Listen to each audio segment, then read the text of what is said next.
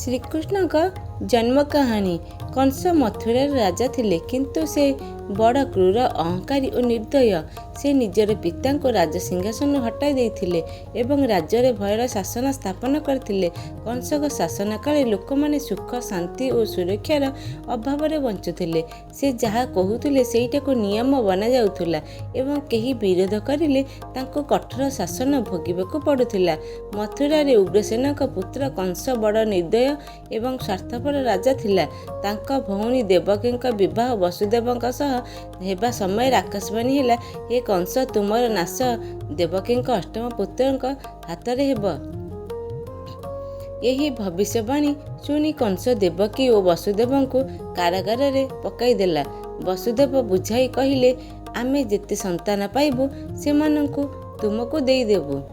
ପ୍ରତ୍ୟେକ ସନ୍ତାନ ଜନ୍ମିବା ପରେ କଂସ ତାଙ୍କୁ ହତ୍ୟା କରିଦେଇଥିଲା। ପ୍ରଥମ 6ଟି ସନ୍ତାନକୁ ସେ ସ୍ୱୟଂ ହତ୍ୟା କଲା। ସପ୍ତମ ଶିଶୁ ବଳରାମଙ୍କୁ ଦେବୀ ଯୋଗମାୟାଙ୍କ କୃପାରେ ଗର୍ଭରୁ ସ୍ଥାନାନ୍ତର କରାଗଲା ରୋହିଣୀଙ୍କ ଗର୍ଭରେ। ଅଷ୍ଟମ ଶିଶୁ ଶ୍ରୀକୃଷ୍ଣଙ୍କ ଜନ୍ମ ଭାଦ୍ରପଦ ମାସର କୃଷ୍ଣପକ୍ଷ ଅଷ୍ଟମୀ ତିଥିରେ ମଧ୍ୟରାତ୍ରରେ ହେଲା। ଯେତେବେଳେ ବର୍ଷା ପଡ଼ୁଥିଲା, ଯମୁନା ନଦୀ ପୂରିଥିଲା, କିନ୍ତୁ ସମସ୍ତ କାରାଗାର ଶୃଙ୍ଖଳା ସ୍ୱୟଂ ଖୋଲିଗଲା। ଦ୍ୱାର ପ୍ରକାଶିତ ହେଲା। ପହରାଦାରମାନେ ଘୁମେଇଲେ। ବସୁଦେବ ଶିଶୁ କୃଷ୍ଣଙ୍କୁ ଝୁଲାରେ ରଖି ଗୋକୁଳକୁ ନେବାକୁ ଆରମ୍ଭ କଲେ। ଯମୁନା ନଦୀକୁ ପାର ହେବାବେଳେ ଶେଷନାଗ ତାଙ୍କୁ ବର୍ଷାରୁ ସୁରକ୍ଷା କଲେ। ଗୋକୁଳରେ ନନ୍ଦବାବା ଓ ଯଶୋଦା ମାଙ୍କ ଘରେ ସେତେବେଳେ ଜଣେ କନ୍ୟା ଜନ୍ମିଥିଲେ।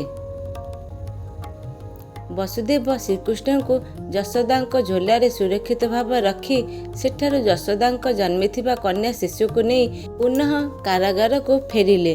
କାରାଗାରର ଦ୍ୱାର ସ୍ୱୟଂ ବନ୍ଦ ହୋଇଗଲା। ପହରାଦାରମାନେ ଆଗରୁ ଶୋଇଥିଲେ। ସକାଳେ କଂସ ଏହି ଶିଶୁକୁ ଜନ୍ମ ଶୁଣି ଦେବକୀଙ୍କୁ ହାତରୁ କନ୍ୟାକୁ ଟାଣି ନେଲା ଏବଂ ଦୁଷ୍ଟ ମନୋଭାବରେ ପଥରରେ ପିଟିବାକୁ ଉଦ୍ୟମ କଲା। କିନ୍ତୁ ହଠାତ୍ ସେହି କନ୍ୟା କଂସଙ୍କ ହାତରୁ ଖସି ଯାଇ ଆକାଶକୁ ଉଠିଗଲେ ଓ ଦିବ୍ୟ ଯୋଗମାୟା ଦେବୀର ରୂପ ଧାରଣ କଲେ।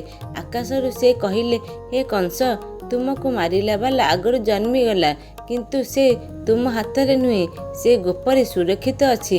ଏହା ଶୁଣି କଂସ ହୃଦୟ ଭୟ ଓ ରୋଷ ଓ ଚିନ୍ତା ଆଉ ଅଧିକ ବଢ଼ିଗଲା। କଂସଙ୍କ ଅତ୍ୟାଚାରରୁ ସମଗ୍ର ମଥୁରାବାସୀ ଭୟରେ ବଞ୍ଚୁଥିଲେ। କେହି ତାଙ୍କୁ ବିରୋଧ କରିବାକୁ ଭୟ ପାଉଥିଲେ, କାରଣ ସେ ବଳଶାଳୀ ଓ ଅସୁରମାନଙ୍କ ସାଥୀ ଥିଲା।